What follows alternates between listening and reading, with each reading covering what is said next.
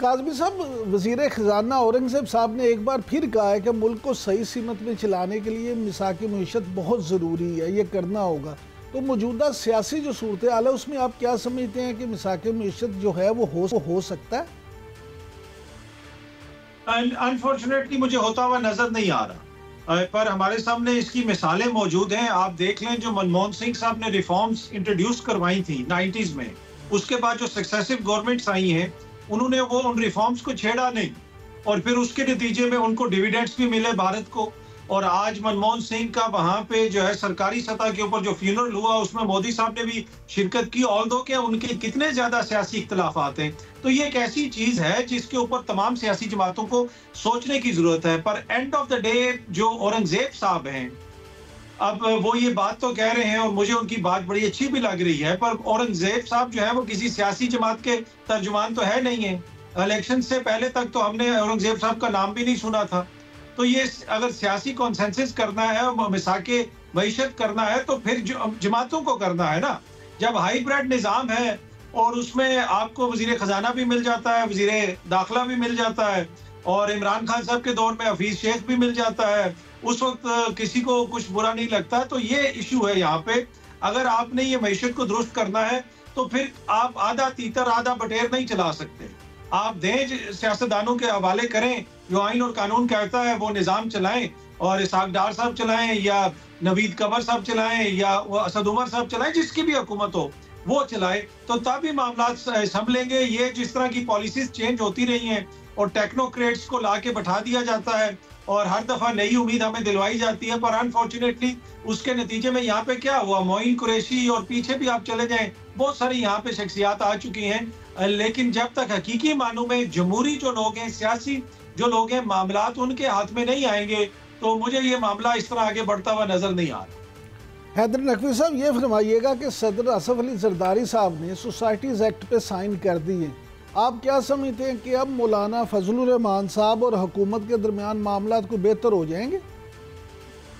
बेहतर हो जाएंगे, लेकिन मुझे इजाजत दें वो मिसाके मईशत वाले सवाल का जवाब देने। जी जरूर दें। और मैं औरंगजेब साहब से आपकी प्लेटफॉर्म से मुखातिब हूं। आपने मिसाके मईशत करना है ना, मिसाके मईशत सियासी जमातों के दरमियान नहीं होगा, मिसाके मईशत होगा अवाम और हुकूमत के दरमियान। आपको ये मिसाके मईशत अवाम के साथ करना है। आप अवाम के साथ कैसे कर सकते हैं? सबसे पहले तो आपने ये जो FBR के जरिए जो आप रिफॉर्म्स लाने की, टैक्सेस की कोशिश कर रहे हैं, आप जरा अपने जो अरकान असम्बली हैं, जो वजीर हैं, जो आपके पार्लियामेंट में बैठे हैं, सूबाई असम्बलियों में बैठे हैं, उनके जो टैक्स वो पे कर रहे हैं उसको तो रिलीज करें, अवाम को बताएं कि ये लोग कितना टैक्स देते हैं जो आपके लिए फैसला साज बने हुए हैं। आपने इतनी वजारतें हैं आपके पास, उसके अंदर जो इस वक्त खर्चे हो रहे हैं, वो जो आप पैसा पानी की तरह बहा रहे हैं, चाहे किसी भी नाम पे बहा रहे हो, चाहे आप फॉरेन टूर्स के नाम पे बहा रहे हो, चाहे सिक्योरिटी के नाम पे बहा रहे हो, चाहे ये बड़े बड़े कॉन्वाई लेके जो चलते हैं इसके नाम पे बहा रहे हो, चाहे आपने अपने घरों में 50-50 नौकर रखे हो, इसके नाम पे वो पैसा बहा रहे हैं, इसको तो खत्म करें। आपको अवाम के साथ ये मिसाके मईशत करना होगा, अवाम को दिखाना होगा। अगर अवाम को आप ये नहीं दिखा सकते तो फिर आप भूल जाए कोई भी मिसाके मईशत। आपको ये करप्शन खत्म करना होगी। एक एक इदारा अरबों रुपए सिर्फ करप्शन के नाम पर तबाह कर रहा है, वो किसका पैसा है? वो अवाम का पैसा है। इसलिए मिसाके मईशत अवाम के साथ करना होगी। अगर आप नहीं कर सकते अवाम के साथ मिसाके मईशत, तो आप भूल जाए किसी के साथ किसी भी तरह का कोई भी मिसाक कर सकते। ठीक, मौलाना साहब की आपने बात की जी, मौलाना साहब के साथ हालात पहले भी बेहतर थे, ये एक उनका एतराज था जो पूरा हो गया, और इंशाल्लाह आइंदा मौलाना साहब के साथ ताल्लुकात, जरदारी साहब वो शख्सियत हैं जिनके सबके साथ ताल्लुकात बेहतर रहते हैं, उनको पता है ताल्लुकात बेहतर लेके कैसे चलना है। वो सियासत में इख्तिलाफ नहीं करते, वो सियासत में दोस्ती करते हैं, इफ़हाम करते हैं और लोगों को साथ लेकर चलते हैं। ये उनकी सियासी तारीख गवाह है जी। काज़मी साहब, ये फरमाइएगा कि कुरम एजेंसी के बारे में ये खबरें आ रही हैं कि जो जिरगा हुआ है वो कोई मंतकी अंजाम तक नहीं पहुंच सका, कोई नतीजा नहीं निकल सका, तो आप क्या समझते हैं वहाँ पे अब क्या सूरत हाल होगी, उसका हल क्या है?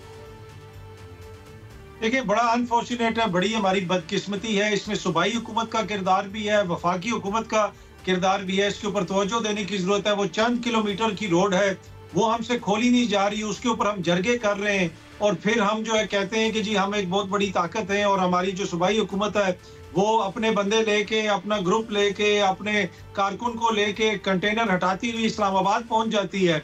लेकिन उनसे कुरम नहीं जाया जाता। इसी तरह वफाकी हुकूमत जो है वो पूरा इस्लामाबाद सील कर देती है कि जनाब इधर कोई नहीं घुस सकता, हम ये कर देंगे वो कर देंगे। तो ये एक अलमिया है, इसको हल करने की जरूरत है, इसके ऊपर तवज्जो देने की जरूरत है। और इसमें मुझे सूबाई हुकूमत की कोताही बिल्कुल वाज़ेह नजर आ रही है। अली अमीन की हुकूमत की उनका जिस किस्म का एटीट्यूड है वो भी सबके सामने है, और फिर जो वफाक का एटीट्यूड है वो भी सबके सामने है।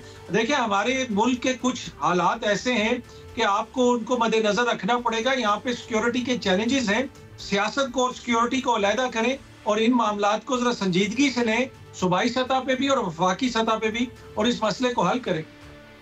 नकवी साहब अब ज़रा 2024 की तरफ आ जाते हैं। 2024 ख़त्म होने को आ गया, आप क्या समझते हैं इस पूरे साल में सियासी हवाले से हमने क्या खोया और क्या पाया? जी मैं इसका जवाब देता हूँ, इजाजत दें मैं कुर्रम पे थोड़ी सी बात कर लूँ, बड़ा जरूर करें। पहली चीज तो ये है कि कौमी असम्बली में जरूर इस पे बात होना चाहिए, कौमी असम्बली के फ्लोर पे इस पे बात होना चाहिए। देखें सिंध में कच्चे के डाकुओं का मसला हुआ था तो सिंध हुकूमत को शदीद तरीन तनकीद का निशाना बनाया गया कि ये आपकी नाअहली है, और ये सारे वही लोग थे जो खैबर पख्तूनख्वा में बैठे हैं या दूसरी जगह बैठे हैं। अब ये खैबर पख्तूनख्वा हुकूमत की बदतरीन नाअहली है कुर्रम में जो कुछ हो रहा है। सब मजे की बात यह है कि खैबर पख्तूनख्वा की हुकूमत से कोई सवाल नहीं कर रहा, दूसरे लोगों से सवाल किया जा रहा है। कुर्रम के लिए दूसरे लोगों को तनकीद का निशाना बनाया जा रहा है, दूसरे लोगों को परेशानी में डाला जा रहा है। खैबर पख्तूनख्वा की हुकूमत या खैबर पख्तूनख्वा की टेरिटरी से कोई सवाल नहीं हो रहा। जब तक आप कुर्रम का मसला हल कराने के लिए खैबर पख्तूनख्वा की हुकूमत को सख्ती के साथ ऑन बोर्ड नहीं लेंगे, ये मसला हल नहीं होगा। आपने 2024 की बात की, तो 2024 मैं समझता हूँ 2023 से एक बेहतर साल रहा। हमने यहाँ पर 2024 में बड़ी ऐसी कामयाबियां देखी जो पिछले साल नामुमकिन थी, जिसमें सबसे बड़ी बात आपकी जो डॉलर का रेट है वो स्टेबल हो गया, वरना जिस तेजी से वो ऊपर जा रहा था। उसके बाद आपका जो महंगाई बढ़ने का जो रेशो है वो बहुत तेजी से कम आया, आपकी शरह सूद कम हो गई, आपकी स्टॉक एक्सचेंज बहुत ऊपर चली गई। तो जाहिर है रियासतों को तो ऐसे ही देखा जाता है कि वो माशी तौर पे कहाँ खड़ी हैं। तो 2024 इस हवाले से बहुत बेहतर रहा। पीटीआई इंशाल्लाह मुझे यकीन है ये जो मुज़ाकरात शुरू हुए हैं इसका कोई अच्छा नतीजा निकलेगा तो ये भी 2024 के ही खाते में लिखा जाएगा और ये एक अच्छा साल साबित होगा इंशाल्लाह। जी काज़मी साहब, आप भी मुतमिन हैं हैदर नकवी साहब की इस बात से, वो मुत्तफिक हैं कि जो उन्होंने कहा कि ये तो बहुत सारी चीज़ें अच्छी हो गई 2023 के मुकाबले? इमरान भाई मसला ये है, हम तो अपनी जात से मुतमईन नहीं है तो हालात से कैसे मुतमईन हो। इशू ये है कि देखें जो नकवी साहब ने फरमाया बिल्कुल बहुत सारी पॉजिटिव उन्होंने गिनवाए और मैं बिल्कुल उसको नहीं जुटलाता, वो बिल्कुल वैसी चीज़ें। लेकिन एज ए जो मैं सियासत का तालिब इल्म हूँ, सियासत को देखता हूँ, हम सियासत पे रिपोर्ट करते हैं। मुझे 2024 एक तारीख साल लगा आइन के हवाले से, जमहूरियत के हवाले से। जो फरवरी के इलेक्शन में हुआ उससे पहले काजी फाइज ईसा साहब ने जो मुल्क की सबसे बड़ी अदालत में बैठ के करोड़ों लोगों का जमहूरी राइट जिस तरीके से छीना, बल्ले का निशान एक सियासी जमात से नहीं छीना गया, वोटर्स को वहां पे डिसफ्रेंचाइज किया गया। उसके बाद इस मुल्क में जिस किस्म की कानून साजी हुई कि जलसा जुलूस करोगे तो 10 साल की सजा मिल जाएगी, आप हमारी मर्जी के बगैर ये नहीं कर सकते। फिर बार बार दफा 144 का निफाज, आपका पीसफुल जो असेंबली का राइट है उसको जिस तरीके से कर्टेल किया गया। फिर 26वीं आईनी तरमीम के जरिए जिस तरह अदलिया के ऊपर शब खून मारा गया, आपने अदलिया को एक तरह से इंतजामिया के मातहत कर दिया। आज की बहस में अदलिया कहीं पे मैटर ही नहीं करती कि हुकूमत को वो कुछ पूछ सकेगी। हुकूमत से का जो अक्सरियती एक कमीशन है वो बैठता है, वो जज भी लगा देता है, वो बेंच भी बना देता है, वो सब कुछ कर देता है। तो मेरे ख्याल में जमहूरी रवायात, आइन, कानून, इनके हवाले से 2024 एक तारीख साल था जो हमेशा याद रखा जाएगा। लेकिन बदकिस्मती क्या है, इस साल के अंदर मुल्क की 2 सबसे बड़ी जमहूरी जमातों की हुकूमत थी और उनके दौर में ये सब कुछ हुआ, तो इस वजह से ज्यादा दिल दुखता है।